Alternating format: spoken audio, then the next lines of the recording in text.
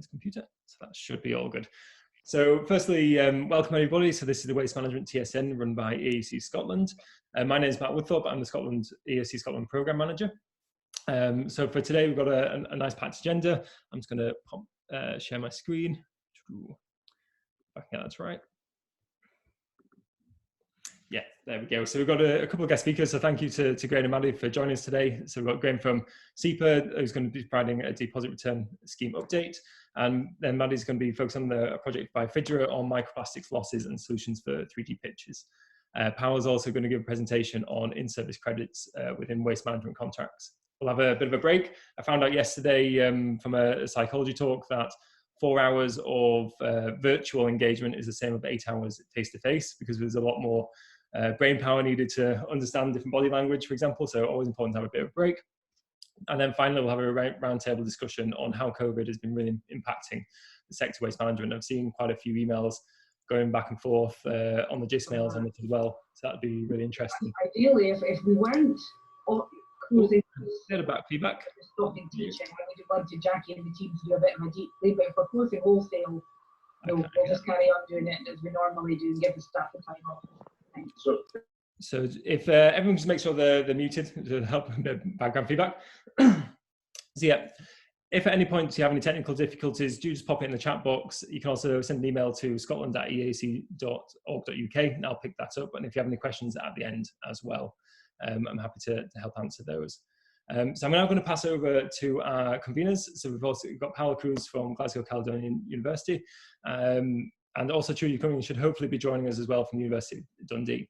So over to you, Paolo, if that's okay.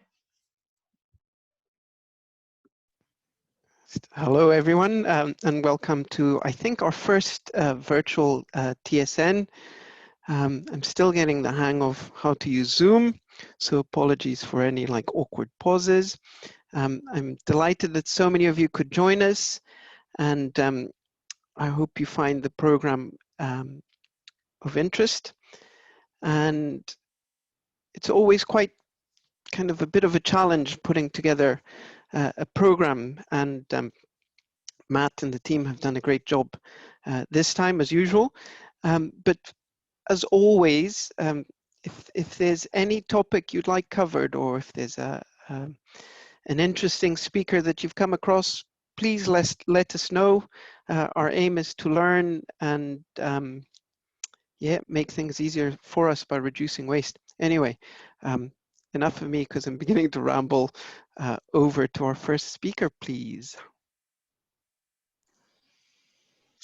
Hi there, it's Graham here. So I'm just going to hopefully be able to share my screen. So hi there. So my name is Graham Kerr and I'm the Principal Policy Officer for Scottish Environment Protection Agency and part of SEPA's recently started project team on the deposit return scheme for Scotland. So in May this year, the regulations were passed by the Scottish Parliament. So in a nutshell, from the 1st of July 2022, consumers will pay a deposit on the drinks that they buy, and they'll be refunded for that when they return the empty container for recycling. So this is a measure under Scotland's Climate Change Act to reduce our climate change and emissions and to reduce litter. So there are about 45 countries and territories that run similar deposit return schemes. And for example, in Sweden and Denmark, they're achieving about 90% recycling rates for their drinks containers. So that's really one of the kind of overviews of why we're doing it. To go into a little bit more about the basics, that the things that are involved in schemes, so any drinks container made of PET plastic, metal or glass containers between 50 mils and 3 litres.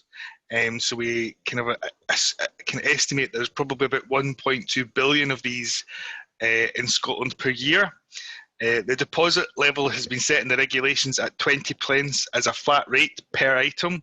So it doesn't matter if it's a glass bottle or a can or whatever, each item will be a 20 pence deposit.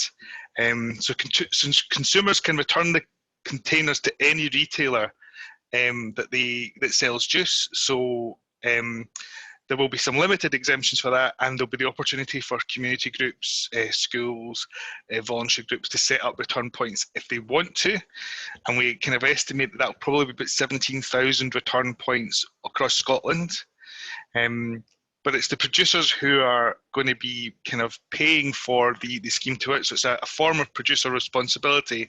So they will have to organise and pay for the operation of the scheme, and they'll be legally obligated to meet recycling targets, which increase throughout the scheme's years. So starts off at 70%, and by year 3, we have a 90% kind of target for recycling of material. And if that was to occur, we would probably be recycling an extra 76,000 tonnes of extra material being recycled in Scotland per year. To kind of go into the detail of who a producer is, so not all drinks that are drank in Scotland are made in Scotland. So for those producers who can own the brand, that's any brand owner in the UK who will be counted as a producer. And if the drink is made outside of the UK, it will be the importer who carries those obligations. And again, the estimate is that there's just over 4,000 producers who make drinks for the Scottish market. And yes, the ambitious go live date of July 2022. So there's an awful lot to do in that. So SEPA's role in this will be the enforcement authority. So we're setting up a new kind of regulatory function to deal with this. So who's involved? Well, it's the Scottish Government obviously set the regulations and the targets for the improvement of recycling. Zero Waste Scotland are supporting them with advice regarding the implementation of the regulations and some communication. SEPA will be the enforcement authority of the new regime. We're obviously going to need the producers to be involved, and the retailers, those who sell the drinks, and for taking back items. But it's obviously going to involve the materials and waste industry in terms of the production of the containers. There's a scheme administrator for those who are going to join in with them, and I'll go into talk about that in a bit more detail. But basically, a scheme administrator can be used to run the scheme, and for those who want to join it, they will take on the obligations of the producers and retailers. And of course, the general public, everyone who buys a drink at any point after July 2022 will be involved in the scheme by paying a deposit on their containers. So with all these people involved in such a large group of users, it's obviously going to be a partnership and collaborative approach, which will be key to ensuring that we get all the stakeholders to know where they fit in the scheme and getting up and running in time. So I'm going to just do a very quick kind of it's a kind of very kind of simplified diagram of a deposit return scheme. I know other schemes in different countries are slightly different, but I guess if we kind of focus on the consumer right at the bottom of the screen and the retailer, this is what most of the general public will think. As they go to a shop and buy a kind of container of juice, they pay the deposit, and then when they take it back, they will get their 20 pence back. So there's a kind of very kind of clear material and deposit flowing between the two parties, but that's very much the tip of the iceberg. Behind all that, there is a kind of a beverage industry who will have to kind of make sure that the materials and the deposits that are going to the kind of folk in the distribution centres and the retailers, material needs to be collected and counted so that the kind of deposits can be made, and that there'll be a kind of return of finance to the kind of administrator. So there's actually an awful lot going on there that the retailers need to be aware of, that the beverage industry, the kind of producers need to be aware of, and that increase in kind of recycling material can be accommodated by our kind of waste industry as well. So for producers, what is it that they need to do? Well, first of all, they need to register with SEPA. They would need to charge the deposit on containers that they sell. They would need to arrange for the collection of the material, pay a reasonable handling fee to retailers, and meet those recycling targets. And as I said earlier, they can choose to take on these obligations themselves or to join a scheme administrator who will cover those things for them. For retailers, it's very much that they only sell from the registered products list, that they charge the deposit to the public, that they display the deposit separately from the price of the article. And this is a little bit about kind of research that's been done, that if you kind of charge it separately, there's a kind of a better kind of understanding and uptake of deposit schemes. Provide information to the consumers on how to return them, that they would act as a return point, that they can accept the empty bottles from the customers, refund the deposits, and store those containers safely for collection, providing some information also on how to complain or kind of get more details about the scheme. For SEPA, we'll be overseeing the proper functioning of the scheme. We'll be registering the producers. There'll be an audit process in terms of the producers, the retailers, the return points, and the scheme administrator with all the data that comes in. Any potential enforcement. So these three-letter acronyms there are kind of different levels: fixed monetary penalty, varying monetary penalty, enforcement undertaking, or even reports to the Procurator Fiscal for breaches of the regime. But there'll be an awful lot of data analysis and reporting of the kind of data that comes through the scheme. And we'll be kind of making sure that we communicate to the obligated businesses what their requirements are under the scheme.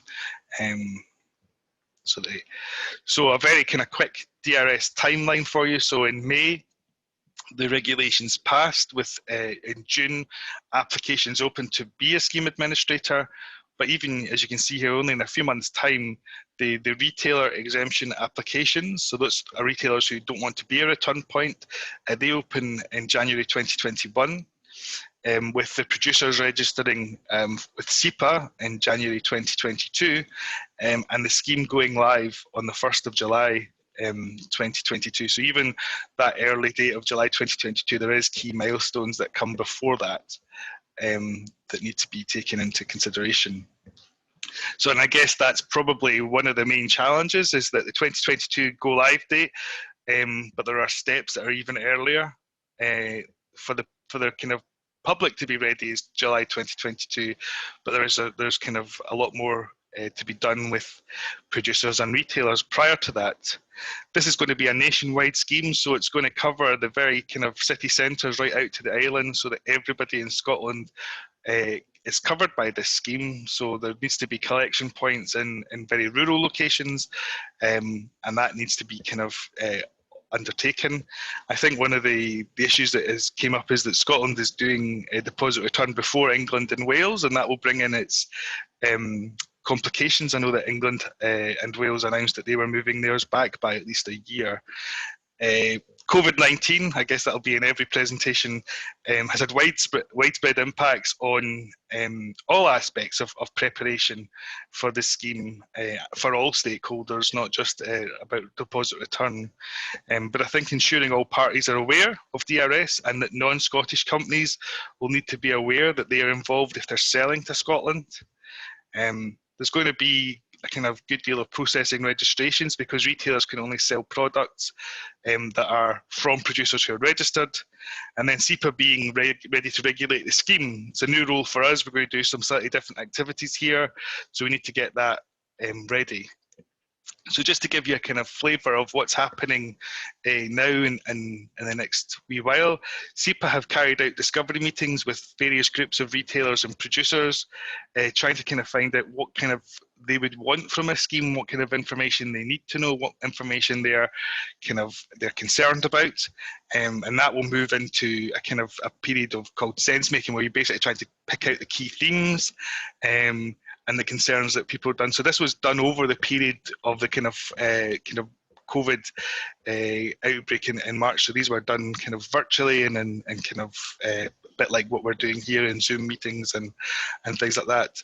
So the planning rules have recently changed to remove the need for planning permission for reversed vending machines. So that these are the picture at the front there, you put your can or your bottle or your container in, it detects that it's a scheme item, takes it off to be separately contained, and then gives you your deposit back. So there is now no need to get planning permission to install these in supermarkets or in supermarket car parks. And SEPA are working on a position statement to ensure that there's no extra waste permissions needed for these machines to be, if you're involved in deposit return. We are going to be working on guidance for producers and retailers. And the scheme administrator, this kind of key kind of, so it's a kind of group of private company who will be running this in a kind of overall kind of Scotland way. So they will begin as an entity and make companies aware of what services they offer. So this is coming soon, but the timescale for when they will arrive is not known, and that again is maybe one of the slight challenges that we've got with that that kind of way of working. But SEPA's project team is now up and running, so when we're kind of not just at kind of when coming out to speak to folk, but if there's any queries or questions on our role on the deposit return scheme, we've got a kind of separate email address that we've kind of got here, which is just depositreturn@sepa.org.uk, and we are kind of obviously there's an increasing number of questions coming in regarding this scheme, and so we're just trying to kind of help kind of businesses and those who would be involved in the scheme know where their role lies. So that's kind of my presentation, and I'm obviously kind of happy to kind of take any kind of questions or queries. Thanks, Graham. That was super interesting and great to have update. And as a side note, welcome to Trudy, our co-convener, who's just joined us. If you have questions, can you either raise your hand? Does this have a raised hand function, or pop them in the chat? If I take the convener's prerogative, I'll start off with a couple of questions myself until I start seeing some pop up in the chat box. So Graham, do you know if, well, I suppose that the first and foremost that is in my head is, how does this fit with the waste industry? They're potentially going to lose some valuable waste streams, aluminium, clean PET bottles. How do they fit in? Will they be potentially designated collectors for the scheme? Do we have to get a different waste contractor? Can our waste contractor sell material they collect from us back into the scheme, or whatever the term is? Yes, so that there shouldn't be a loss of material from recycling. What the aim is to increase the amount of high quality recycling, and especially for glass. The way that it is collected, what they're trying to ensure is that it remains available for recycling in a good format. So there will be arrangements for the scheme administrator to ensure that the material that's collected goes to a kind of counting centre, but once it's been kind of counted to make sure that they've got the deposits there, it will go back into the recycling market. And one of the kind of the ways that this scheme is designed is that the value of that material, which would obviously raise some money, then goes back into the scheme administrator to reduce the fees for those who are part of those are part of the scheme. The actual value of the material that's being recycled will reduce, will reduce that the burden of cost. Okay, so but potentially my waste contractor will lose revenue because they no longer handle the high valuable recycled materials unless they become involved in the collection to the counting point. Yes. So, but there will be, because, for instance, glass, not all glass that is recycled currently would be a drinks container, and not all metal that's recycled will be a drinks container. So you will lose some of that material, but there will still be a residual, like for if you have jam in a glass jar, obviously that's still going to have to go, in a different way. And similarly, there'll be kind of metal containers that were not drinks containers that will be there. So there will be a change in how the waste industry deals with it's recycling. If all these bottles, cans, and metal containers are taken out of one kind of waste stream and moved into another separate one. One other quick question. I see that Al from St. Andrews got a couple of questions. Once it's been collected, can the material, do you know if there's provision for like the machines crushing the material, or has it to be kept whole? So large volume sites will probably struggle to find space for storing stuff. There will be a kind of there will be a space issue for some locations, but the crushing of glass actually reduces its ability to be recycled in a high quality way. So certainly there's going to be a way of trying to discourage the crushing of glass. I think with other containers, there's obviously going to be, like, as they're stored, there's going to be some compaction, but it's about also making sure that the collection frequency is frequent enough that space doesn't become an issue. That is going to be one of the issues that the scheme administrators is going to have to deal with. Okay, awesome. So Al has a question that many of us will have, and this is, they want a reverse vending machine. So they want, he's interested in how he registers his site to become a collection point or a reverse vending machine host, and also whether there's any funding to support the purchase of reverse vending machines, which is something I'm really interested in. Capital is pretty tight. How do we fund these things? Yep. So the application for the voluntary return points, which would be if you're not obligated to. So if you're not a retailer of drinks machines, you can still volunteer to be a collection point, which you might see in something like a shopping mall where there's maybe 10 places that sell drinks. They may want to have one collection point rather than 10 if they were all in a food hall kind of area. So that registration process will open in 2021. That's along with the exemptions for collection points, the people who want to volunteer. But even if you are, the kind of the costings of whether you do it manually or get a reverse vending machine will be a kind of economic kind of choice about how much material is going to get returned to each point. So if you have a point that is in a Tesco, Asda, something, a massive supermarket, their expectation would be that they would get a lot of containers coming back to them, or if you're in a busy city centre. So the reverse vending machine may well be a very kind of beneficial way of doing it. If you're in a very small location, in a rural location, or you don't have the space for that, then you can do the manual take back, where you just basically literally take the container, put it into a storage area and give the 20 pence back. Online shops, which can sell to consumers, they will also be obligated to take back material as well, containers as well. So there's going to be a lot of different ways of taking back material.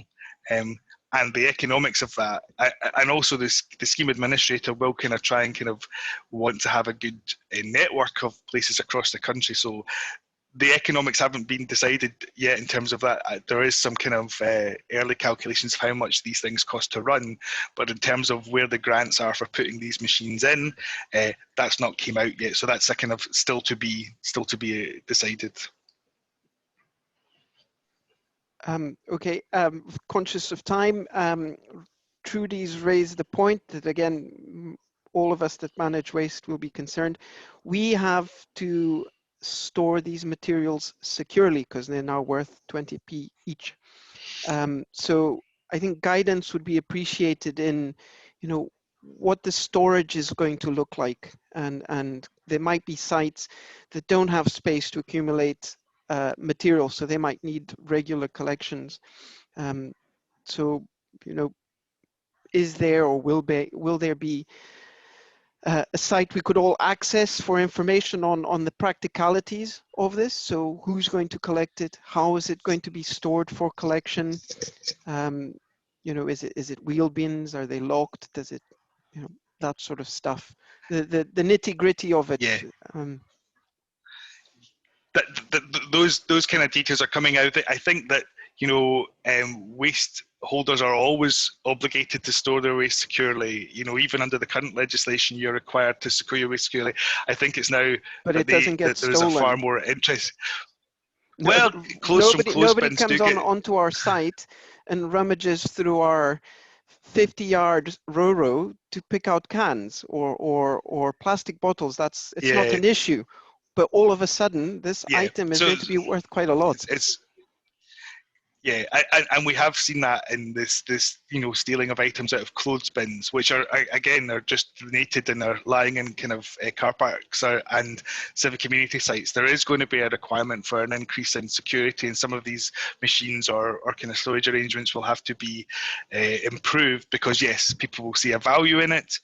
And that will kind of change the dynamic of that. So we are aware that that's going to be there. So there's currently a kind of hub on the scheme on the Zero Waste Scotland website, which will cover kind of different areas for producers and retailers. But there's going to need to be more guidance for kind of waste holders and for producers and retailers about how material is stored, because if it's not collected, then all the 20 pences that you have given out that are kind of sitting as material in your backyard could then go back into the scheme if somebody steals a big collection of bottles. It's one of the areas where we're aware that there's a fraud risk. If materials have already been counted and deposit paid end up back in the scheme, then somebody could go and get more deposits back. Right. Graham, are you going to hang about, or are you going to? Yes, I'll hang about, and so I'll hear the other kind of people speakers. So yes, so we'll pick up. I mean, there's a lot of unknowns for us, and so we'll pick up. So we'll try and stick to schedule. Maddie, I think you're next. No pressure to make up the 2 minutes. I let things overrun, but over to you. Thanks so much. I'll just get my screen up. Hopefully that's the right one. Are you able to see my screen? Yeah, fantastic. Thank you. Thanks so much for having me. So now for something slightly different. My name is Maddie Berg, and I work for the environmental charity FIDRA, and I'm here to talk to you today about our project called Pitch In, which is all about microplastics and solutions to stop pollution from 3G pitches. So hopefully it'll be of interest in any case, and maybe professionally if there are pitches on your sites, but also maybe as a player. So hopefully lots of different ways that could be of interest. And this is a project that we're running also in partnership with Kpis International, who are a municipalities charity that work across Scotland and also in Scandinavia. But just to tell you a little bit about FIDRA as well. Don't know why it's not clicking now. Oh, there we go. So FIDRA is an environmental organisation. We're usually based in North Berwick in Scotland. We're working from home at the moment. And we tend to work in quite a specific way. Not all our projects are plastic pollution based. We tend to try to pick quite specific projects about specific environmental problems that maybe haven't been known about so much before. Build a solid scientific evidence base, and we work really, try to work collaboratively and pragmatically to build towards positive environmental change. So if you're interested in any of our projects, do check out our website. I've put some examples here, and we have projects about chemical contaminants and salmon farming, for example, as well as plastic, but my focus has been on plastic pollution. And I've been working on the Pitch In project now for a couple of years, since 2018. So I wanted to start with just a quick reminder of what microplastics is, particularly. I mean, we all know about the problems of plastic pollution, but why are we concerned about microplastics in particular? So we tend to define this as any plastic particles that are less than 5 millimeters in size. And one of the really big worries is that this is a quantity of plastic which is really building up in the environment. So any plastic that enters the environment is going to break up rather than breaking down. So it breaks up into smaller and smaller pieces, and the amount of microplastic in the environment is building up all the time. We know that that this stuff is being ingested by animals all across the food chain. from tiny plankton to fulmars, for example. Here's a picture of the plastic that was found in fulmar stomachs in the North Sea, in just one stomach, sorry. As well as this, and particularly with microplastics, they have a small size and a large surface area. There are lots of chemicals that are associated with the plastic. So whereas plastic is maybe seen as like relatively inert and harmless, actually we can have additives which are already in the plastics, and also potentially pollutants that are already in the surrounding water that can attach themselves to these microplastics and to the surface area, which can make them potentially more harmful if they're ingested. So there are lots of reasons why we're kind of concerned about this, and because we know that there's so much of this material and it's increasing in the environment, we know that there's sort of an unknown risk of harm there as well as what we already know. And of course, this can have an impact on potentially on our human health in the future. So we know that we're already eating it, and that quantity is likely to be increasing. So lots of different reasons to be slightly concerned about this. What does this have to do with 3G pitches? And if you've ever played on a pitch or you're aware of a pitch near you, then you might have already seen these, particularly for football and rugby pitches, artificial pitches. So you have the grass carpet, and on the top of the carpet, you tend to have this infill called performance infill, which is added to add that extra kind of bouncy feel of real grass. And these tend to be made of a microplastic or rubber. In fact, in 90% of cases, it's what's used as SBR rubber, which are these little black granules of ground up vehicle tires, old vehicle tires. And there are also other kinds, There are also other types of microplastic which have different shapes and sizes, but they're all a type of plastic as well. And only a really small fraction of pitches either don't use the plastic at all or use alternative materials like cork, which I'll talk about later. Clearly the whole pitch, when we're talking about artificial pitches, is made of plastic. So you also can get smaller pieces coming off from the pile, the actual green stuff coming off the pitch. But in this project, we've been focusing mostly on the infill because in comparison, it's just a huge amount of this material that could be coming off the pitch because it's loose on the top. But just to be aware that that's also potentially a sort of source of plastic pollution. So how does this microplastic leave the pitch? Well, and does it leave the pitch at all? So one of the ways that this has been looked at is to look at how much infill is actually needed to be topped up every year to keep the playing surface maintained. And it's been estimated that between 1 and 5 tons of microplastic granules are added to every field each year, which is about 1 to 4% of the total amount that's in the pitch. And there are lots of different pathways that have been seen to be for the material to be escaping the pitch. So they can get washed away with rainwater. They can cling to the socks and shoes that I already mentioned. You often find them in your boots after playing, and then get washed away with the internal drains. There is sort of exiting, they can leave the pitch during maintenance activities. Snow removal in Scandinavia has been a big problem because the material sticks to the snow when you remove it. Leaf blowing, decompaction can spray it off the edge of the pitch. And then there are also other ways that it can leave. For example, during installation, you might get losses, and during disposal, which I'll talk about a bit more later, or even worse, if you don't dispose of it and you leave the pitch to disintegrate, then obviously that's a massive source of microplastic. And any storage in between as well of the infill can be potential loss. So what are the impacts? Well, we can see visible impacts of this in certain pitches. We can see that there's material building up around the edges of the pitch. It's also been shown to be going down the drains and entering waterways.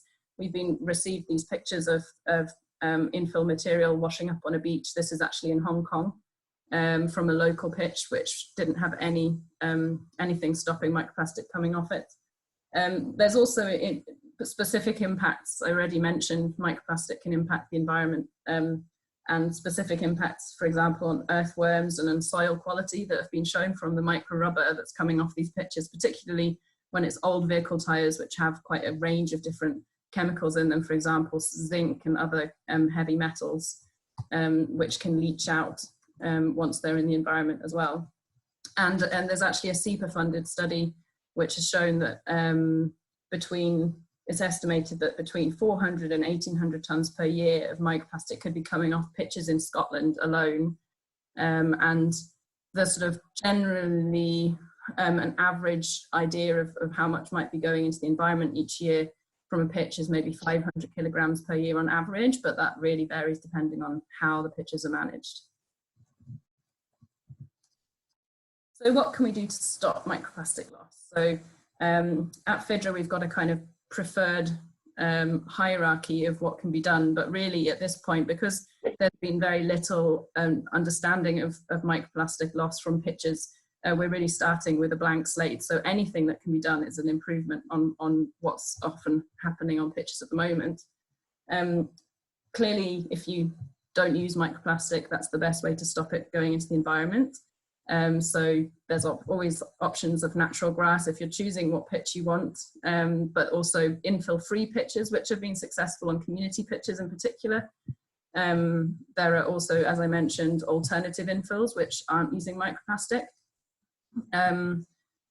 If many of these options obviously are only options if you're just about to build a pitch or you're refurbishing, but if you have an existing pitch which uses infill, there are also lots of different ways that you can stop that infill getting out into the environment. Physical barriers, putting filters in drains, one of the easiest. You might be able to put stamp off trays in during refurbishment, or add walls or kickboards, so things that can be put in the design of a pitch, but also potentially retrofitting options, which I'll talk about shortly as well, of actual physical barriers to stop material coming off. And this isn't done as standard at the moment. It's kind of starting to be put in practice, but you wouldn't expect to see that on a pitch that's been built in the last few years. And then finally, even if you can't put any barriers in place, there are different ways that you can change the behavior, either of users on the pitch or also of the maintenance teams, of how it's maintained, which can reduce the amount of microplastic that might be coming off on a regular basis. So lots of different options. I also wanted to mention in this waste management meeting a little bit about the end of life and disposal of pitches. Artificial pitches are sort of made to last between 8 to 12 years before they need to be replaced. And the end of life can have quite a major environmental impact in itself. It can be a source of microplastic, but it's a sort of larger problem actually. And this sort of seems to go against the concept of waste hierarchy. When I'm saying that reuse doesn't seem to solve the problem, we would opt for recycling.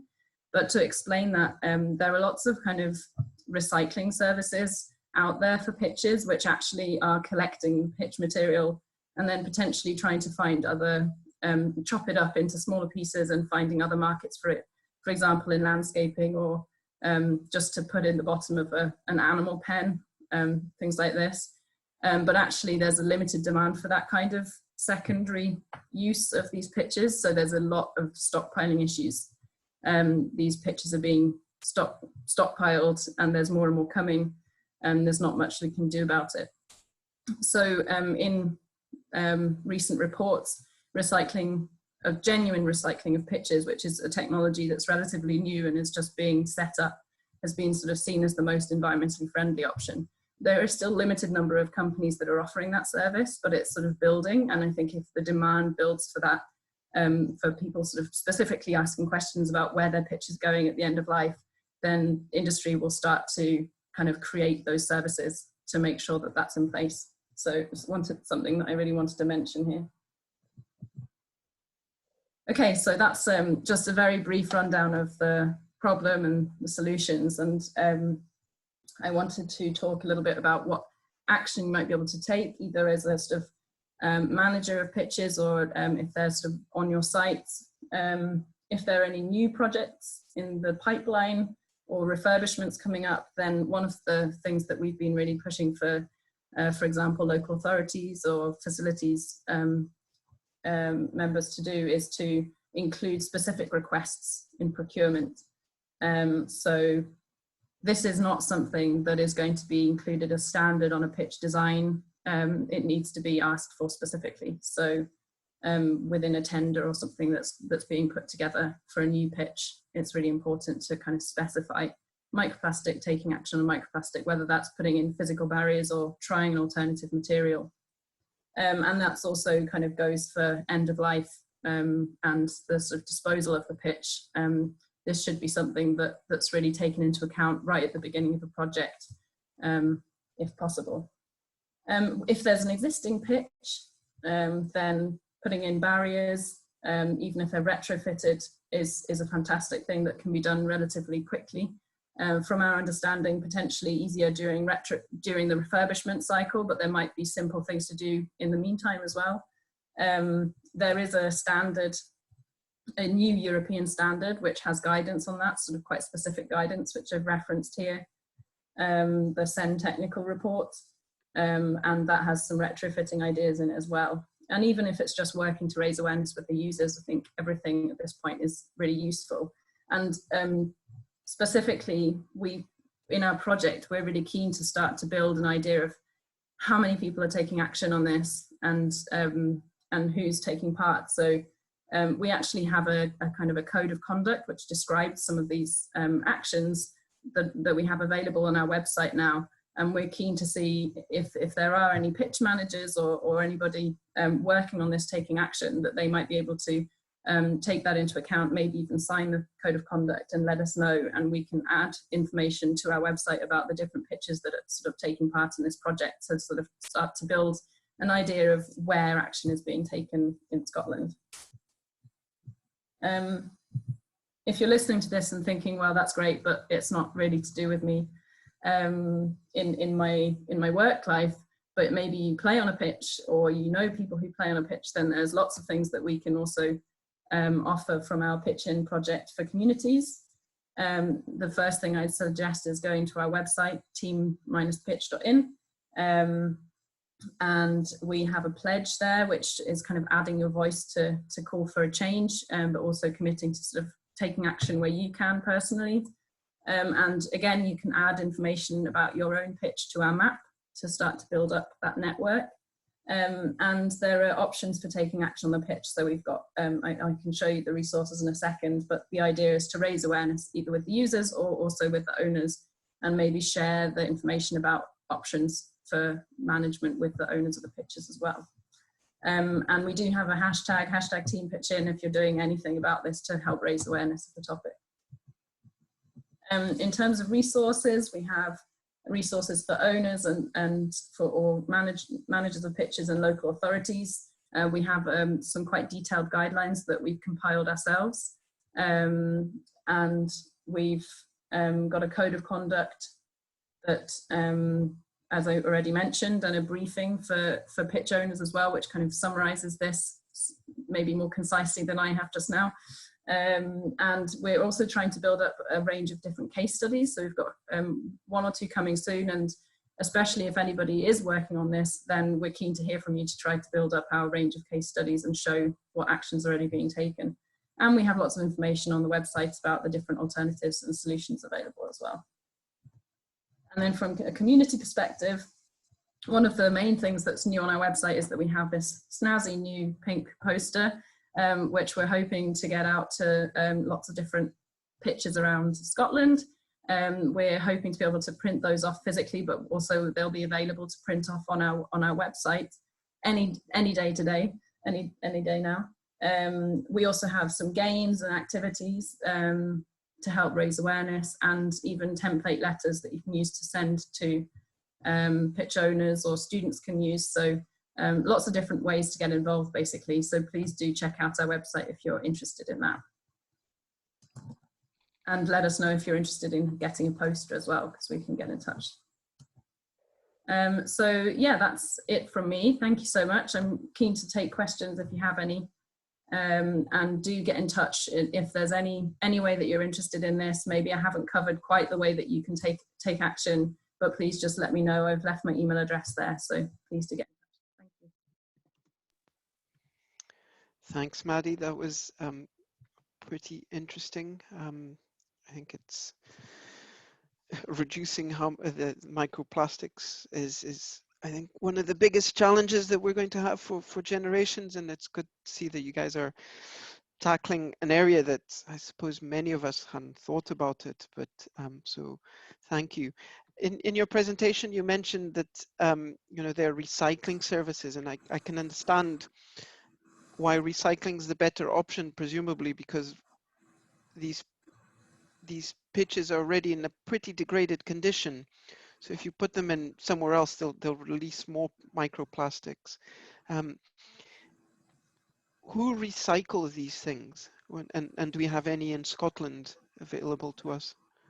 Yeah, that's a great question. So, so at the moment, the main actor in Europe is a company called Rematch in Denmark, and so it's RE hyphen match, and they have sort of set up the technology to get them recycled. I think they say 98% or 99% of the pitch can be recycled, including the infill being reused.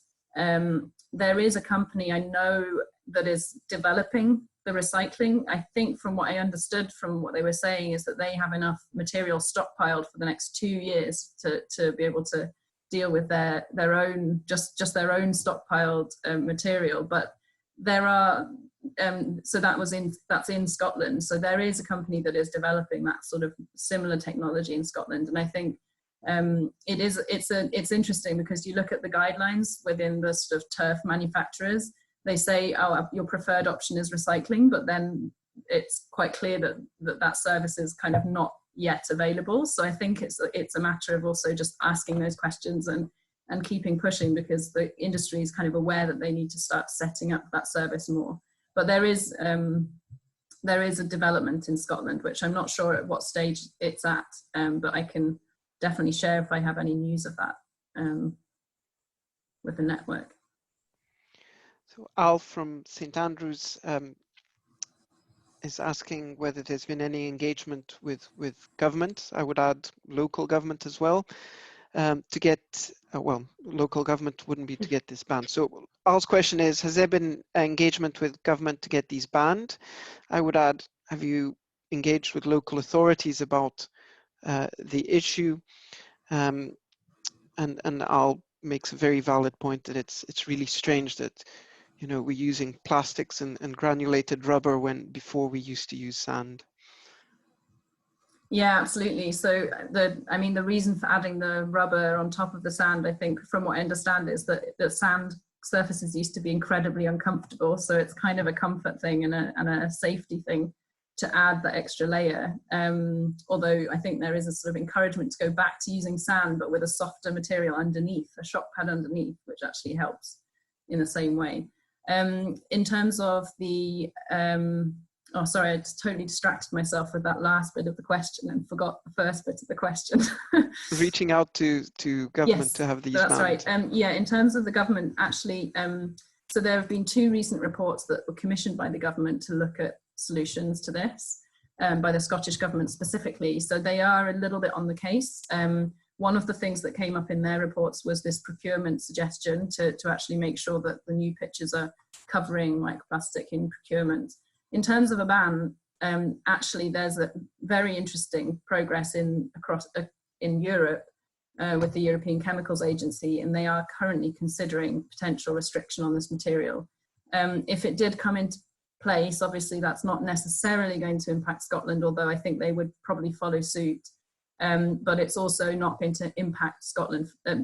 It's not going to come into play until at least 6 years from now. So it's a kind of time delayed ban. So there'll still be this material on pitches for a while longer, even if a ban comes into play. But it's actually a good point, and I meant to mention it in the talk, that there is a consideration at the moment of this material being banned from use because it's a microplastic ingredient that's not necessary. because there are alternative materials in the market. So it is something that we've been working on as well, working with that process. But the reason we focus more on the practical side here is because in the meantime, there are still lots of pitches that use this material. So there are lots of practical ways to kind of deal with it in the meantime. If that makes sense. Thanks. And one last question from Trudy, but that doesn't mean nobody else asks questions. Please ping your questions in the chat box. Trudy, co-convener at Dundee, she wonders whether decorative lawns also have the infill.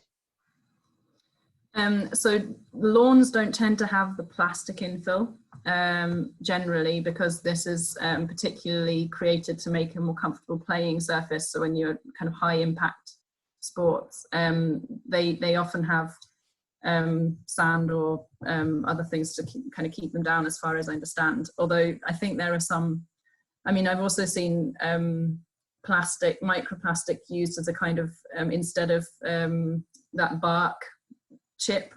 So there are some crazy things on the market, but we're hoping that those at least will get covered by the upcoming restriction.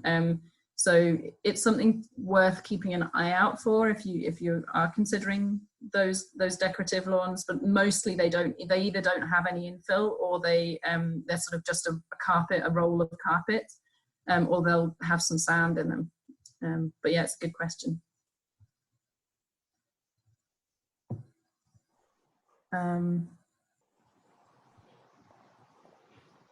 I just spotted another question on the chat. So who the main funder is for community educational sports pitches. So I think, yes, absolutely. Sports Scotland is, I get confused about who funds and who supports, but I think Sports Scotland is a key funder, and the Football Foundation, I think, it also does some funding. And we have had some conversations with them about adding restrictions within their work, and actually attending a workshop for the Scottish Government. It was quite interesting to kind of hear that they felt that actually the guidelines the demand needs to come from the customer, whereas the customers kind of felt like the demand needed to come from the industry, and there was a sort of chicken and egg situation, which we're hoping the government was kind of aware of. I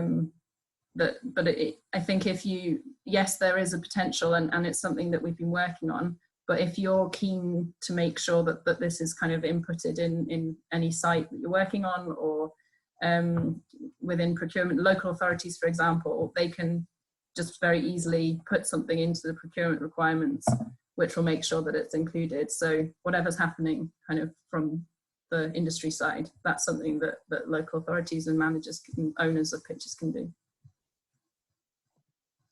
Awesome, thank you. I think it's time to move on to the next agenda item, which is my presentation on service credits.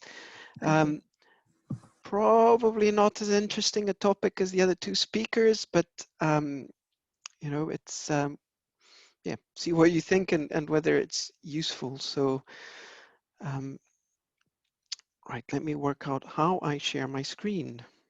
There we go. So today I'd like to share our experience with service credits. Service credits are, oh, how do I move this? Yep, so service credits are what our colleagues in procurement have found for calling performance penalties. We started looking at service credits because I wanted to encourage our waste contractor to provide a little bit of a better service. I'll talk about that in a second. So we at GCU have between just under 400 tons of waste per year in one site, and we recycle most of it, and the recycling tends to be done upfront and and back end in equal measures. And we went out to contract to, in essence, continue with the same type of service we already had, which was dry mix recycling collected in an open skip, bulky waste in an open skip. At the time, we were collecting general waste in front-end loaders, so that's the bottom right container in the picture. And then food waste, glass and paper, or some paper in 240 litre wheeled bins. And our requirements were that the most frequent waste, so the front-end loaders and the materials collected in RoRos, would be collected out with our core operating hours, because the skips are located near a zebra crossing to one of our biggest lecture theatres, and there's a risk that you could have large waste vehicles maneuvering with about 500 students crossing, or 1,000 each going each way, 500 each way. And so we wanted to remove the risk of a collision of a refuse vehicle and a pedestrian. We were also keen that our skips were emptied within 24 hours of a request being made, and that any missed collections were rectified within 24 hours. We were finding that there were occasions where there was a little bit of service disruption because the contractor didn't come when they said they would have. We also, like everyone, had a stipulation around duty of care documentation. This is mainly waste transfer notes, and I'll explain that requirement in a bit more detail. We were keen to continue to receive detailed management reports, and we proposed that where a number of KPIs we put forward were not met, we would try and recover 3% of the quarterly service charge. And we placed greater emphasis on reviewing service contract performance at our meetings. Now, why did we do this? You know, that all contracts will have performance indicators in them and criteria, but we found that, you know, there was no kind of enforcement behind them. So we had the 24-hour turnaround, but we had no sanction if the contractor didn't meet it, and they regularly didn't meet it. And they always had a good excuse. But the matter of fact was we were still suffering service disruption. And we also found that we were spending a lot of time administering contract. We were spending a lot of time chasing collections, and particularly for me, chasing waste transfer notes. Now, everyone will have waste transfer notes, but because we have an externally audited environmental management system, we add extra scrutiny to the accuracy of our waste transfer notes, and in the occasions where we've not been able to evidence compliant waste transfer notes, we run the risk of attracting non-conformance, and that's a big deal for us because it could potentially jeopardize our certification. So we thought about how we could improve this, and we thought we'd draw on the very detailed monthly management reports that our waste contractors send us. It's ENVA, formerly William Tracy's. We also had been working towards standardizing our internal processes. So towards the end of the last contract, we moved away from phoned collection requests to emailed collection requests. And the challenge there was the guys would come to me and say, the skip hasn't been emptied. And I would invariably say, when did you ask? And they said, well, we phoned yesterday. And when we asked the waste contractor for an update, they would say, oh, we never got the phone call, or somebody else answered it and didn't action it. So we wanted an audit trail for our collection. So we created a series of email templates that the guys just click on, and in 2 or 3 clicks, they send out a collection request.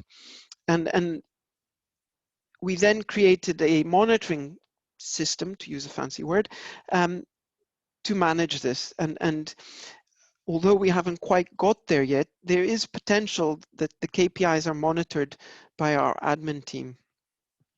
So my bugbear, ineligible waste transfer notes. This is the sort of stuff we were getting, and we get them in two formats, either digital, of which here's an example, or they leave the yellow copies on site. But when we scan the yellow copies, this is what we kind of end up with, so a mess we can't read. And in the specification, we clarified that if we had to approach the waste contractor for clarification about what's on the waste transfer note, it was not legible. And we're particularly interested in the date, the ticket number, because that's linked into the invoices and the material. And in addition to using waste transfer notes to evidence our duty of care arrangements, we also use them to evidence a service provision. So they're sent to our colleagues in finance with the invoices. So we started off with 6 KPIs, and they were around completing scheduled services. So these would be our 240-litre collections and our front-end loaders. Collections to be within 24 hours of the service request.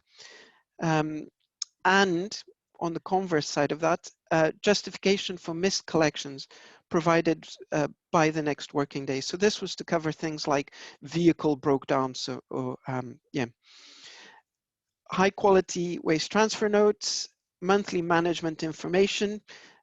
These last two, they were originally requested by the 10th of the following month, but in discussions with the contractor, we delayed that by an extra week. And accurate invoicing. Now, I think I mentioned it earlier, but the aim of this was to help the waste contractor focus on service delivery rather than penalize them. And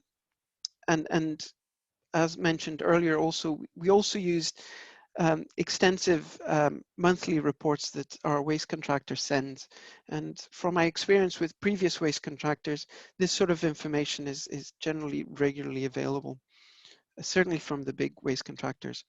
So although we started off with 6 KPIs, in practice, the ones that are probably giving us are working better for us are these 3 that I've highlighted, primarily because we've reduced the number of scheduled services. So we've removed, we've taken our general waste from front-end loaders to RoRos. So that's removed that aspect of the service.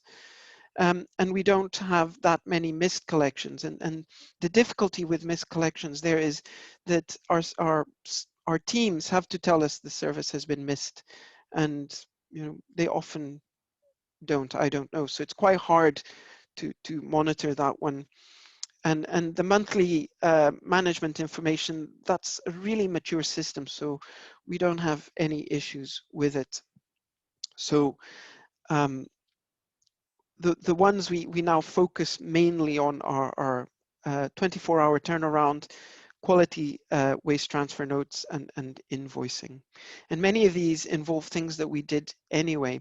But on the 24-hour turnaround, we created a wee spreadsheet where we log when the email is sent out requesting a collection, and we note whether it's been requested before 12 o'clock or after, because we agreed with the waste contractor that if a request was made after 12 o'clock, that was too late for them to add it to their collection schedule the following day. And then our spreadsheet works out when the next collection day is, and then compares it with when the service was actually collected. And the collection date is in the monthly management information. And the spreadsheet very quickly works out if a collection is compliant or not compliant, and then the percentage for the month. Yeah, so what's this done for us?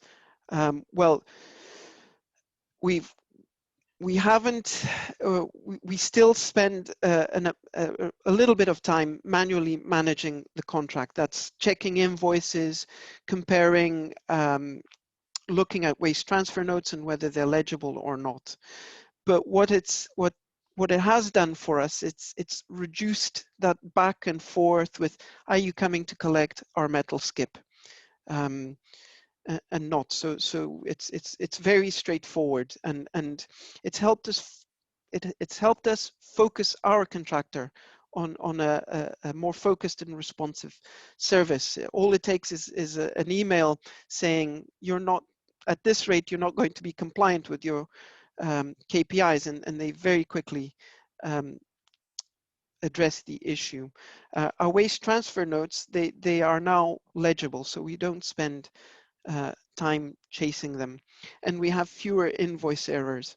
And recently we had a new waste account manager appointed to us, and they are really focused on this. And if she carries on as she has been so far, you know, the contract will manage itself. So I think it's been successful.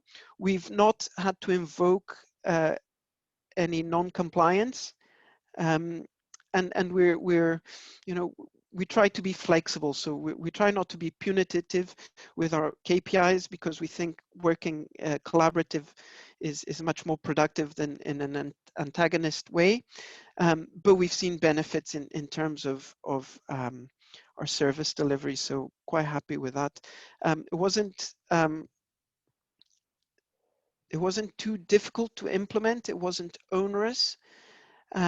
And I think it's been, you know, for our contract, kind of transformational. And I'll take the opportunity to shout out to Sterling and I think Glasgow Kelvin College, who had service credits in their specification.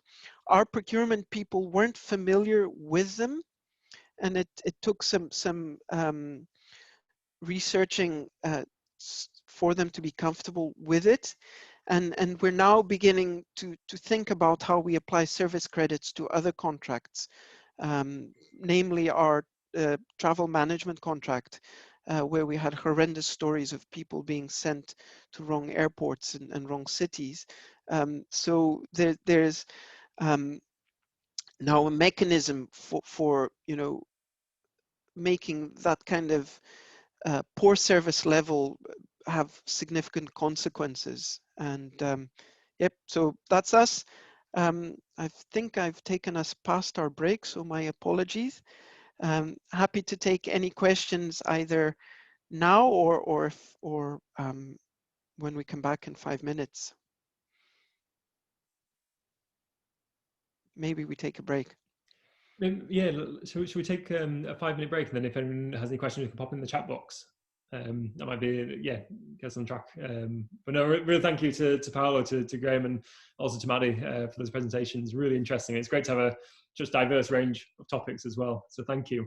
But yeah, if you want to just go grab a cup of tea, stretch your legs, do some sun salutations, whatever you need for 5 minutes, and we'll try and get back at 13 minutes past. Thank you.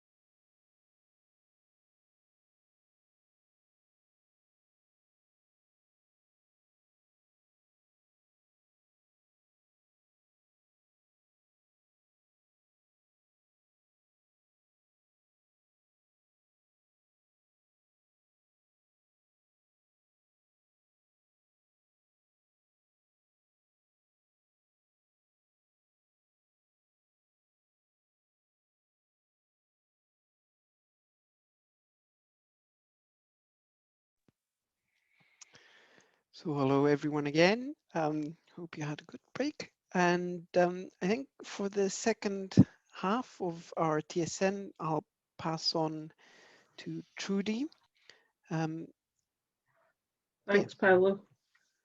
Well, first of all, I've been a bit out of the loop over summer because I was furloughed for 4 months. So I've had other people handling some of the waste, the admin side.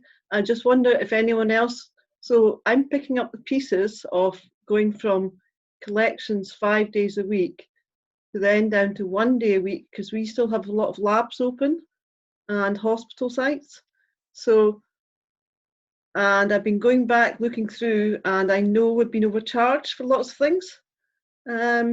So I'm just wondering if everybody's still getting charged. We already had a contract, we have a contract in place with NWH, and commenting on Paolo's system, we have a system that I thought would be foolproof.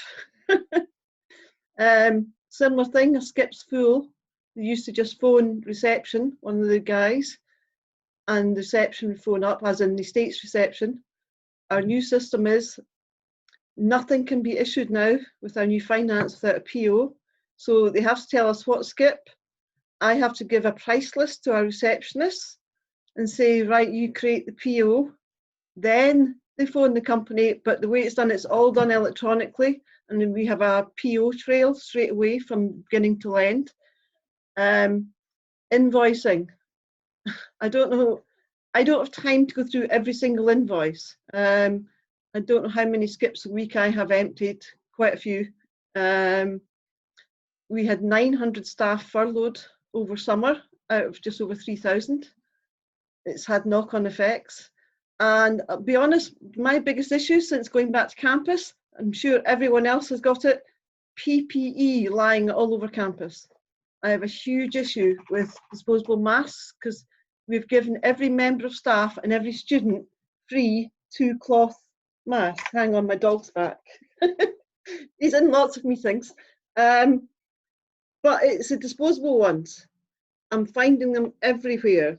And of course, in the past, I would just pick up litter as I walked around campus. I don't walk around with a pole all the time. So I'm just wondering if anybody's got any nice solutions. Has anybody else got this problem? Or what other main waste issues I've had? The one about the deposit return scheme, when about secure fencing, we have secure fencing with barbed wire on top, but that's because there's nothing worth stealing. Nobody breaks into it, but you can easily break into it if you wanted to and fill a bag with tin cans and throw it over the fence and be in and out in a couple of minutes. So do I now have to invest in CCTV? If I increase the fencing, that's going to cost thousands. It's a large site. I think we have 8 skips on it, plus all our biological waste bins. We have a lighting skip just for tubes, a big skip. We have a battery skip. So lots of issues, and I'd just like to hear if anybody else got any other issues, either put it in chat. And costs, has anybody been reviewing any costs? Because I know the council have been looking at different costings, and just even domestically, most councils stopped recycling, and we had problems with recyclate being dumped at our bins, not belonging to staff and students, because they had nowhere to take it. Same with charity shops closed. I run the free shop on campus. It was obviously closed. Security phoned me up several times. People were dropping off boxes and bags of linen, clothes, pots, pans, and leaving it on the doorstep outside. So I've had to have security take lots of recyclable, well, reusable clothes and things inside. And then I arrived back on campus to be told that the free shop can't operate this year because of COVID. I now have 3 rooms full of clothing and duvets and kitchen equipment. Same with the hall's recycling scheme. I have a porta cabin full of the stuff we collected when the students left campus. I've been told not to distribute it. Has anybody been able to do these things? And if so, how have they done it? Dog, stop licking my hand. He knows I hate licking, so he's got a captive audience. So Any questions? Has anybody had any of these problems? I'd love to know.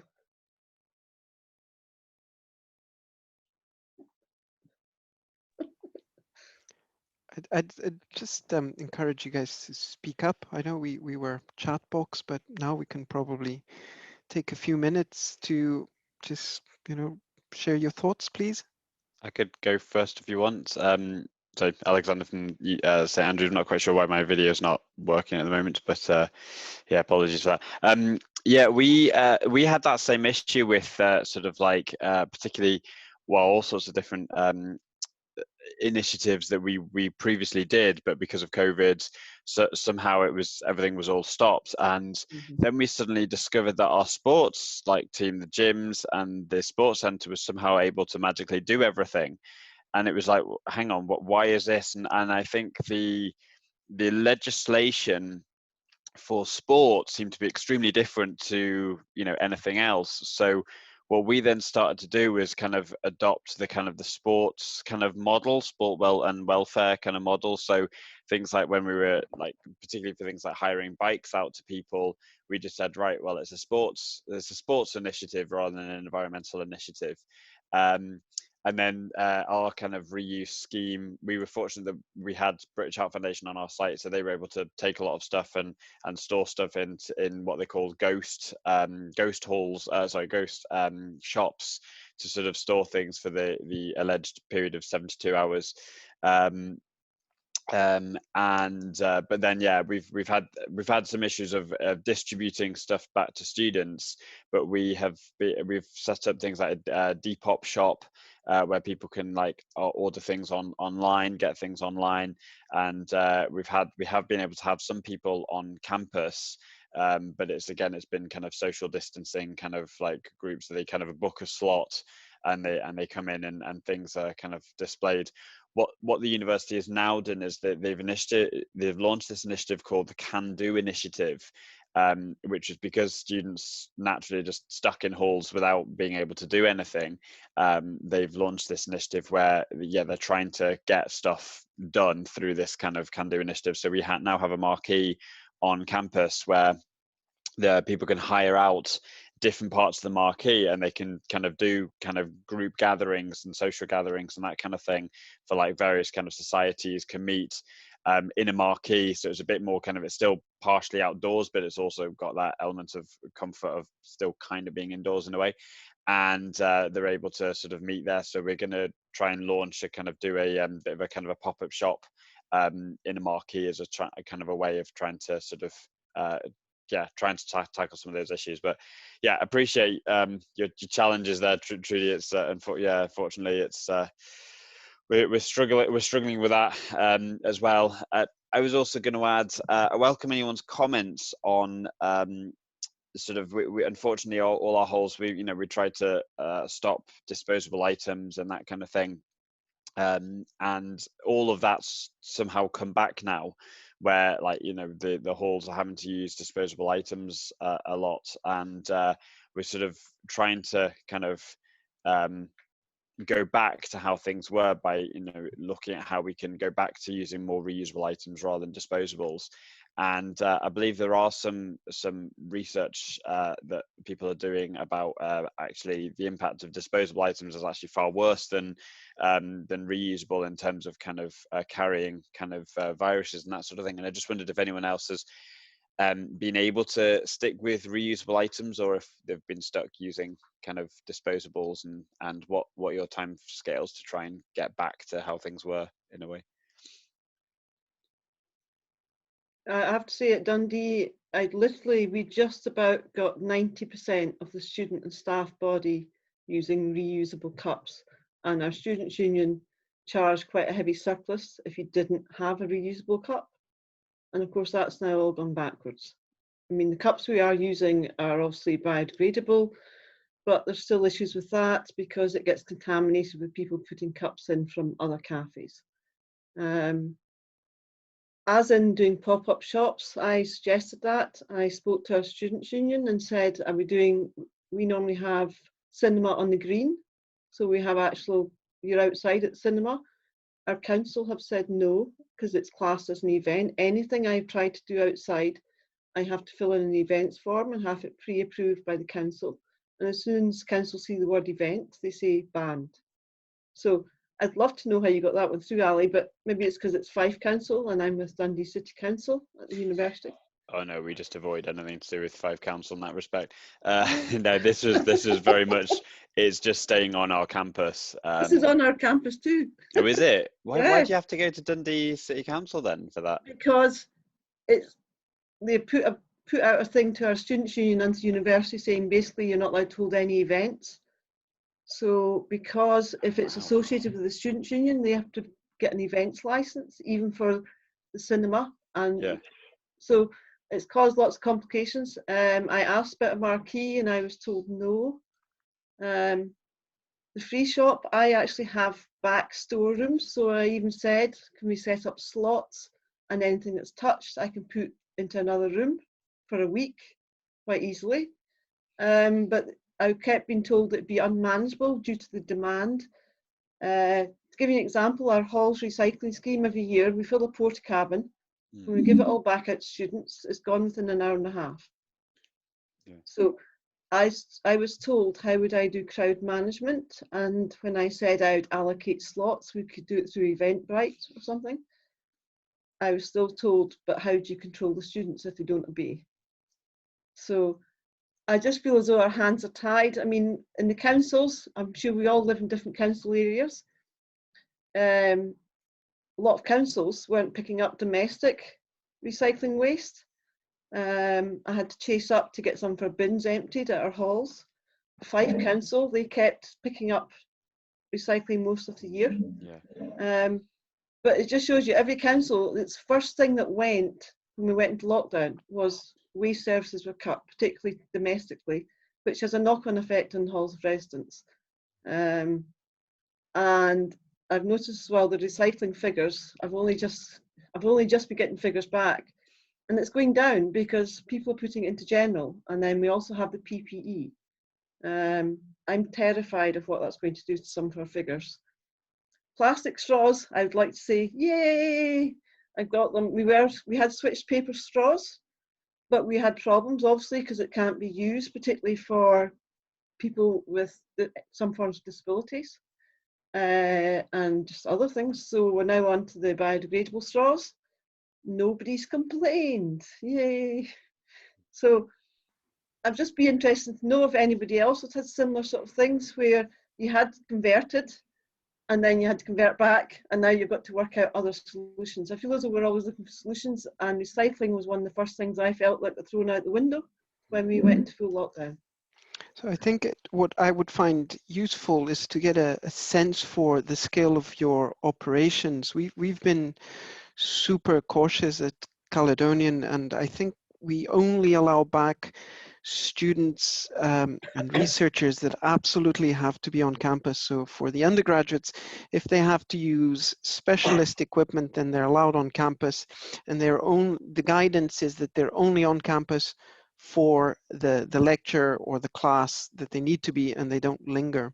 And as a result, we've closed, I think we have seven catering outlets, and of which one was our main refectory, which serves about 1,200 meals a day. And now we have a click and collect kind of little cafe that does hot drinks and I think sandwiches. And so we have very little footfall on our campus at the moment. And obviously that's had an impact on what we do. So we like you, Trudy, we no longer, we've paused our disposable cup charge. But I think given the volume that we've gone back to, we're fortunate that in the long run, it's probably insignificant, because when we're fortunate enough that we can open our doors, we can quickly introduce that as well. So I think, as I get the sense that some of you guys will probably have operations that are much, in terms of number of students back, are much bigger than what we have. So when you share your experience, it would be great to get a sense for that. One thing I've noticed is that most of the people that handle our waste, with the exception of our porters, seem to have forgotten how it's meant to be handled. So you're having to go back and remind them that you know, the correct procedures for waste. So anyway, to what extent have you guys come back? See, we have School of Medicine, School of Nursing, School of Dentistry, and we've had labs that have been open that are doing COVID research because we've got life sciences. So I still have over 100 labs working. Students are only coming back, it's meant to be blended learning, so virtually it's all online, but we still have over 1,000 students living in our halls of residence on campus, which we've managed to contain very well. I have to say, we've had very small outbreaks, it's been minimal, and we've been offering full support to students. And it's quite interesting when I'm on campus on Tuesdays, you don't see a student until about 1 o'clock, because obviously they can watch the lectures anytime. We've all come to the conclusion that they must all come out at night time. Our student union, which normally has 4 cafes, has got 2 open, and it's got a large outdoor area with heaters and canopies. The Art College has got a large canteen. I haven't been along yet, but I've heard that the students love it because you can go in there and get a full cooked meal. So we're still generating quite a lot of waste, and I think I see more waste actually outside than usual because the students are coming out at night time, and I think waste is just getting dropped then. And in the past, people would pick up waste on campus, not just myself, but other staff and students, but nobody wants to do it now because of COVID. That's the other thing. Nobody wants to litter pick just as a way of life. Every day, I can't help myself, I still pick it up, but that's gone. So I might try and arrange a litter pick, but I've been told I have to restrict numbers, and it's just so much paperwork with everything. Hang on, a couple of questions. Just on the litter pick, Trudy, I know Kpis Beautiful has set up community hubs for litter pick equipment and has regular updates based on the Scottish Government guidelines. So there's a kind of a ready-made risk assessment there. So if any places are wanting to organise a litter pick, I definitely recommend checking out Kpis Beautiful. Thanks, I'll have a look, because I do always organise them, and I do them in partnership with the council, because I only own about 40 litter. I've only got 40 litter picking poles. So I contact the council, and I always register it on Keep Scotland Beautiful. So it's just the amount of work involved now, as opposed to just a quick, yeah. And also, I don't know what the appetite will be. People are very wary now.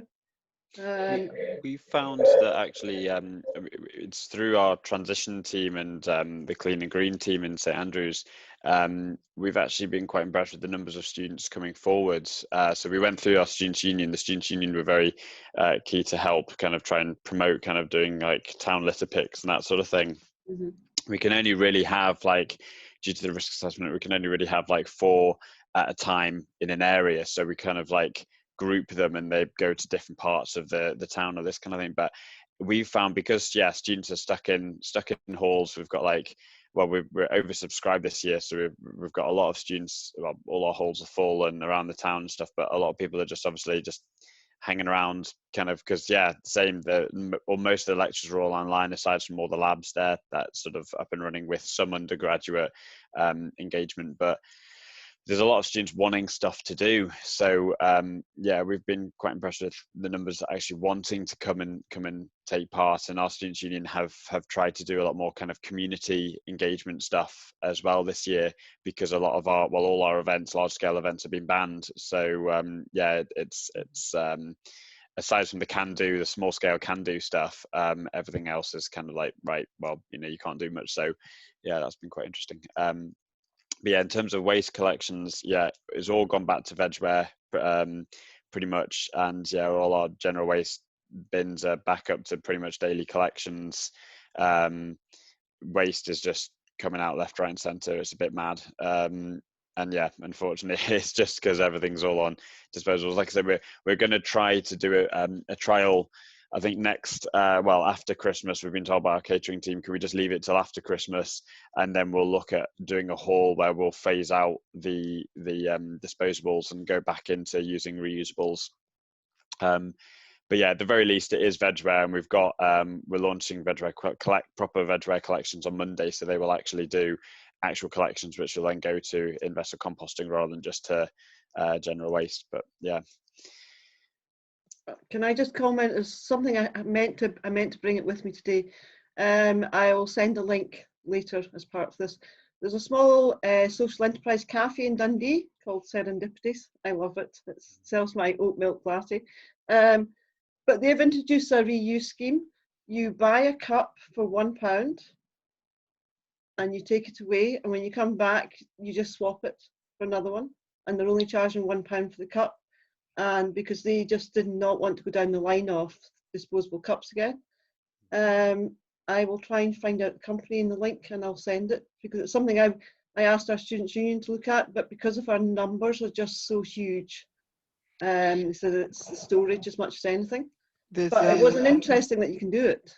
There's a little organization in, well, I don't know if well, I've been talking, there's 2 or 3 people in Edinburgh, and they're looking to set up a cup library, and we've been talking about them, how we might do it in Glasgow, and they basically, they're now, I think, going towards a scheme that they're kind of borrowing from New Zealand, and the idea is that they would use, I think, metal cups, and it works along the basis that you were talking about, Trudy, where you rent the cup, and then it's yours, and you can either swap it when you go to a participating a retailer, or keep using it, and the challenge is well, you need to have washing facilities, but it's so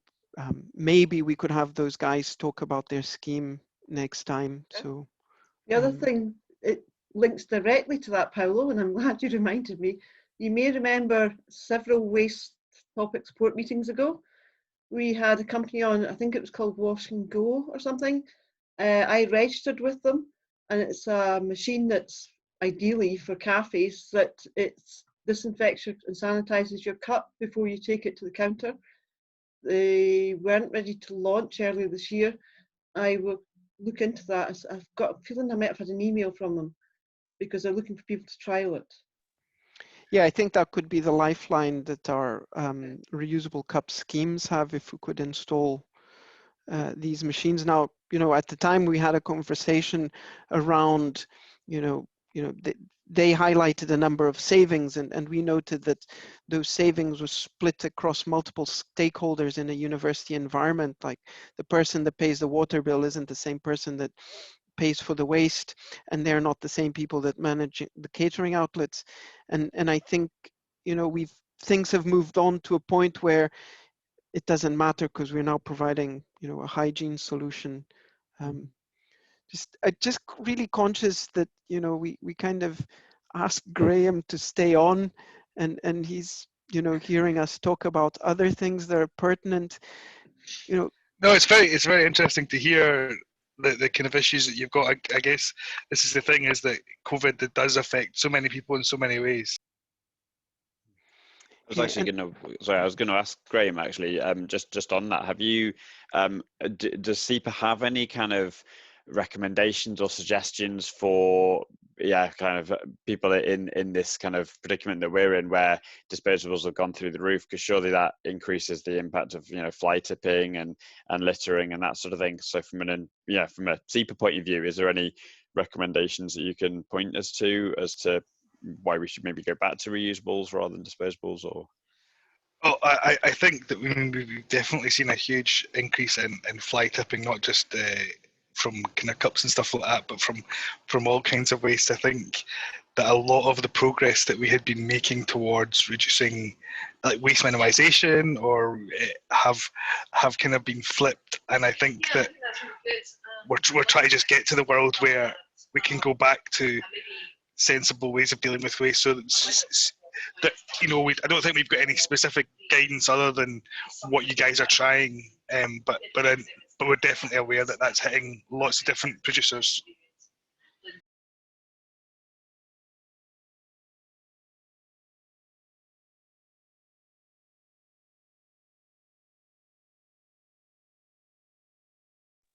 You're on mute, Trudy. Or you're talking to somebody else, not on the conference call. No, I think we all will be needing future guidance because so many rules have changed. And I think we're going to have to learn to do so many things differently. So challenging times, or as I say, we live in interesting times. But any new guidance, please keep us informed, SEPA. We always like to keep up to date. Yeah, no, that's it, and that's why I kind of came and engaged with you today, because it's just to let people aware of what's coming, even if we don't have the full picture of what it all means yet. Just a thought, actually, Graham, just on the obviously on the deposit return scheme.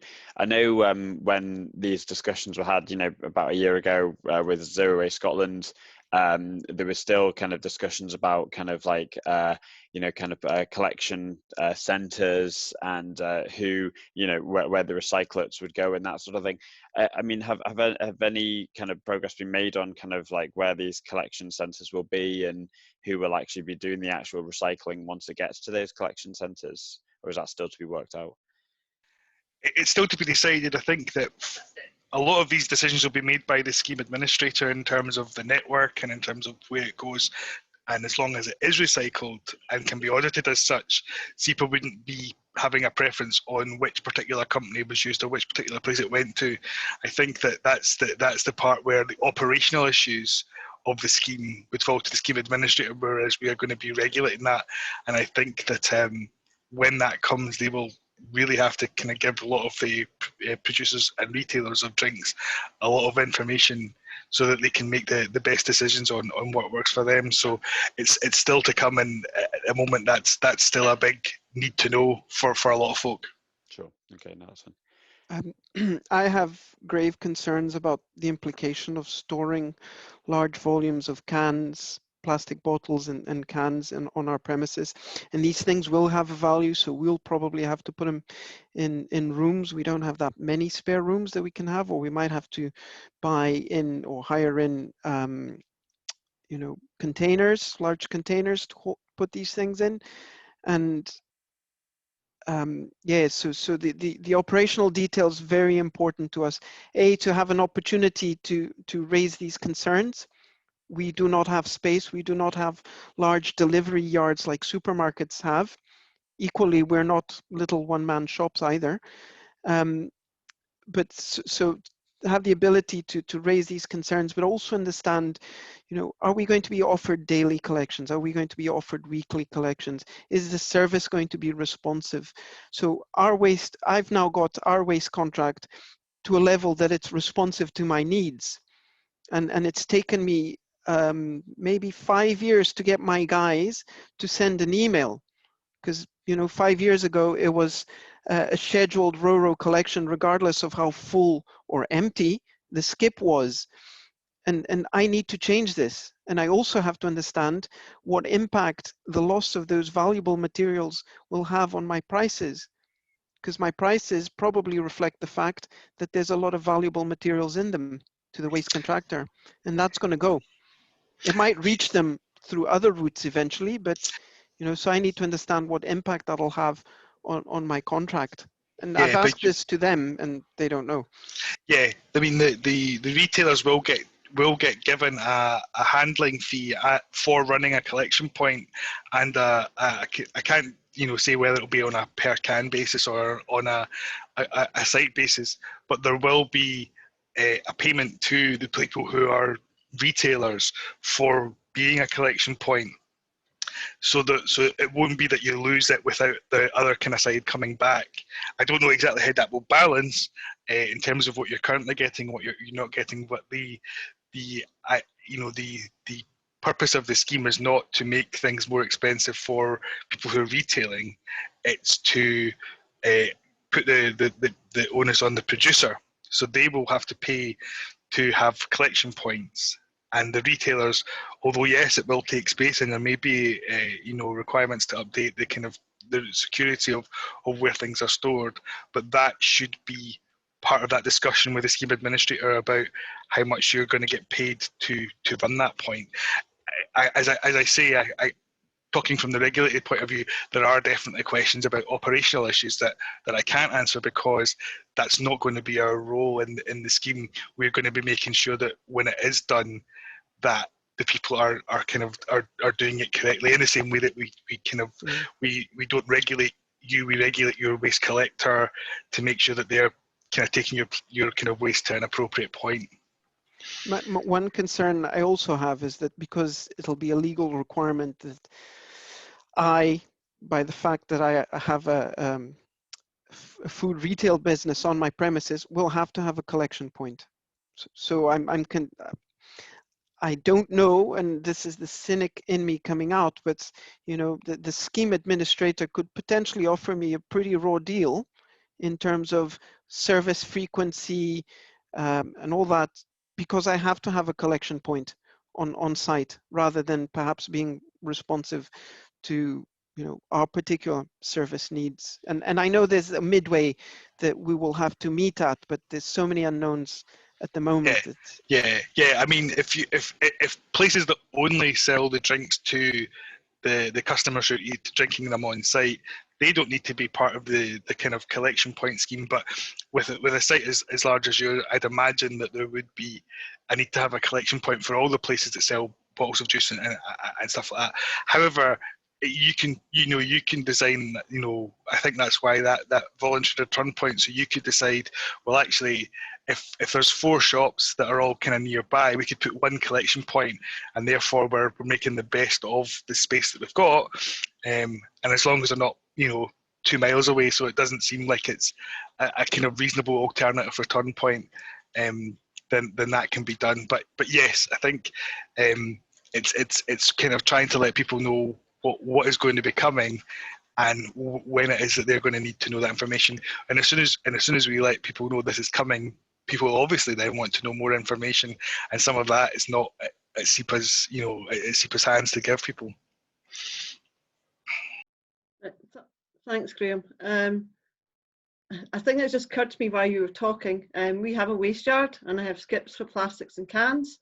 Most of our cafes are run by our student association, so they'll be registered, and they run the shops and the cafes. We also have in-house caterers, so I deal with all their waste. But over the last 10 years, I've now completely changed my recycling bins in all offices and hallways. I have hundreds of recycling bins across campus. And just 2 years ago, I switched for my DRM. One of the bins just says cans and plastics. How do I stop people just coming along and emptying all our cans and plastics bins? Because they are in every single corridor. They're in every, if it's a large enough office, i.e. more than 2 desks, there's a small set in there. If it's not in the office, it's in the corridor. So I'm talking hundreds of bins here. Well, you might find that those bins will not get used, Trudy, which then you'll find yourself with a variety of bins that you have to repurpose. Not more. Sure, but our signage has to be updated, because all of a sudden the cans and the bottles go somewhere else. Yeah, there's lots of interesting. Graham, vending machines. Yes. Drink vending machines. Who is going to regulate? And I imagine this would be perhaps a trading standards thing, but maybe not. That the products, who regulates that the products on sales in vending machines and retailers are approved? Yeah, so there is specific things in the regulations about vending machines. So if you are responsible for filling the vending machine, I know there's 2 types of contract, then you are considered the retailer. If you have a kind of person who comes in and all you are is the site of the vending machine, but they do all the work, then they count as the retailer. And it would be that each can would say it costs 80 pence plus 20 pence deposit. So they would not be a return point, but those cans would have to be in the scheme. so they could be returned at a different return point.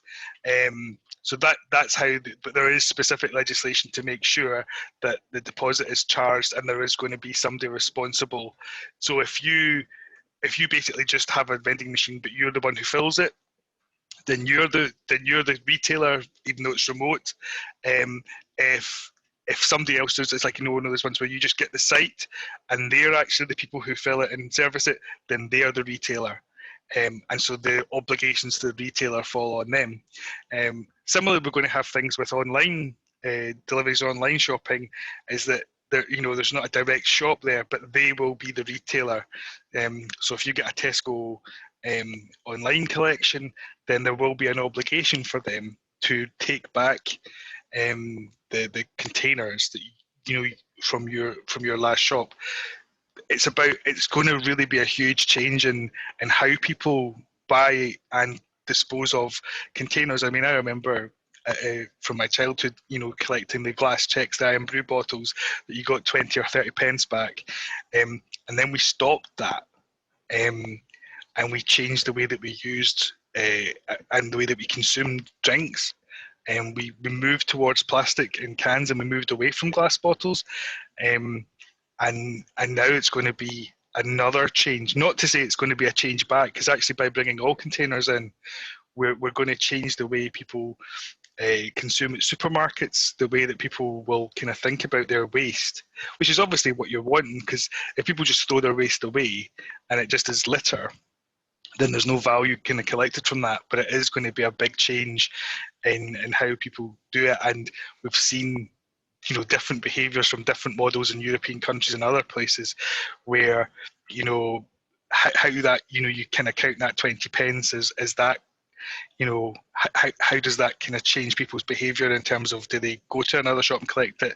Do they put it into some sort of charity bin that the charity then gets their 20 pence from it?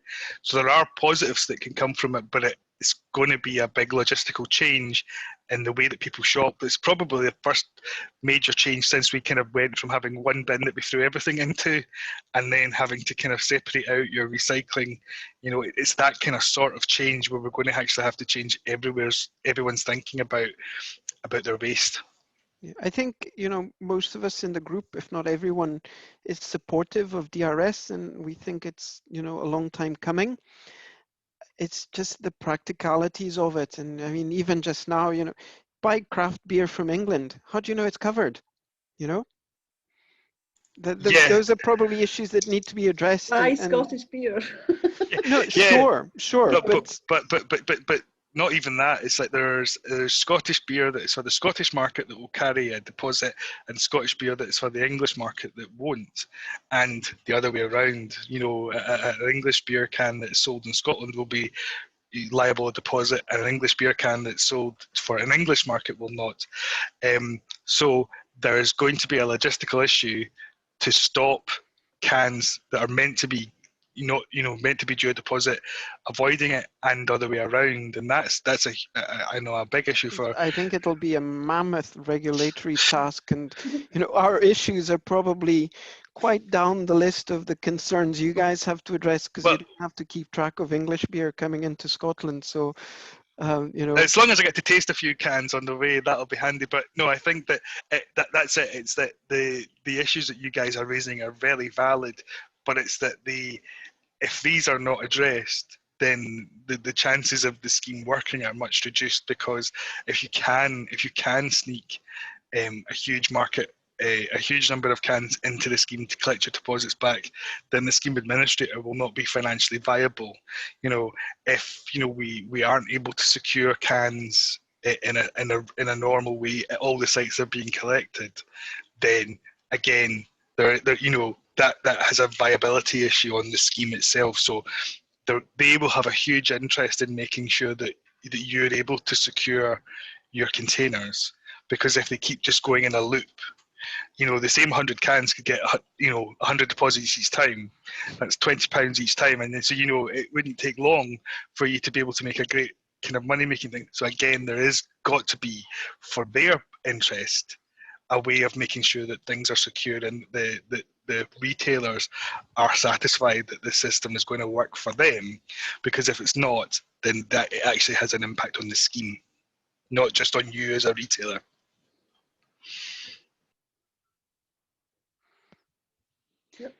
Thank you, Graham. I can see the minibuses heading to the borders. Yes, yeah. It's well. I think they were trying to stop people going and watching the Old Firm game down across the border as well. So there is going to be, and that is one of the issues. The difference between Scotland and England is going to be an issue.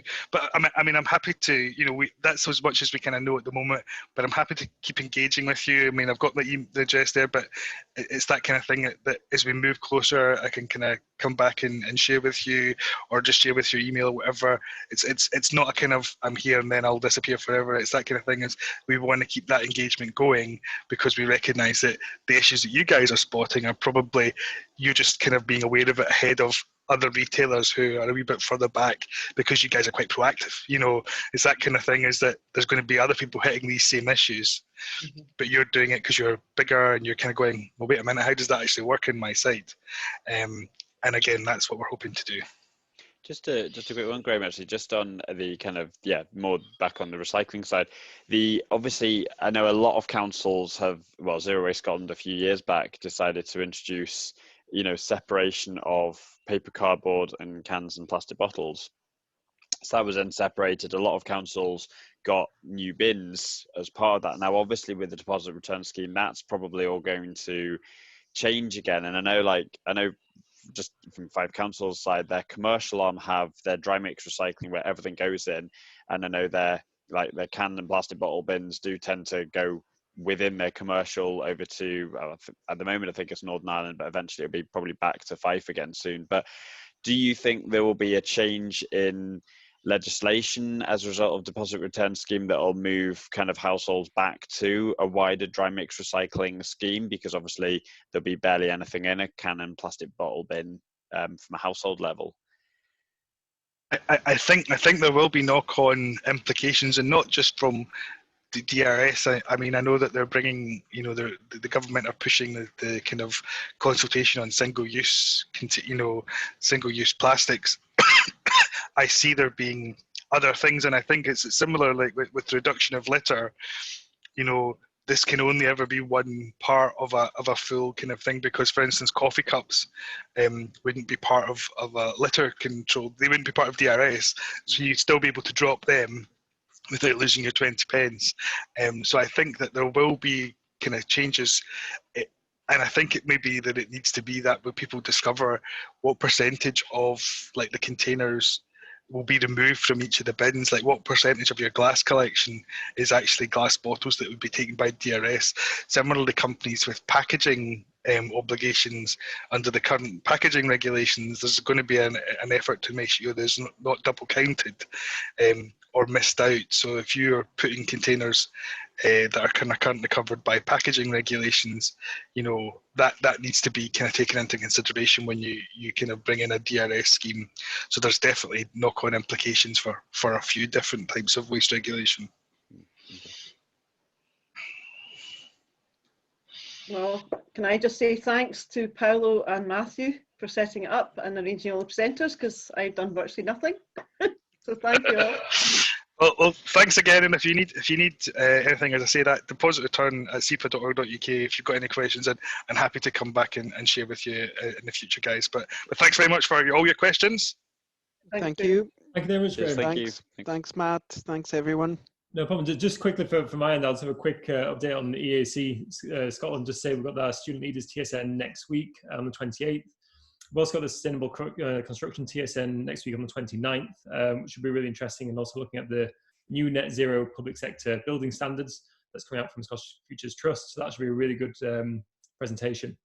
We've also got the Climate Commission 1 year on event on the 5th of November.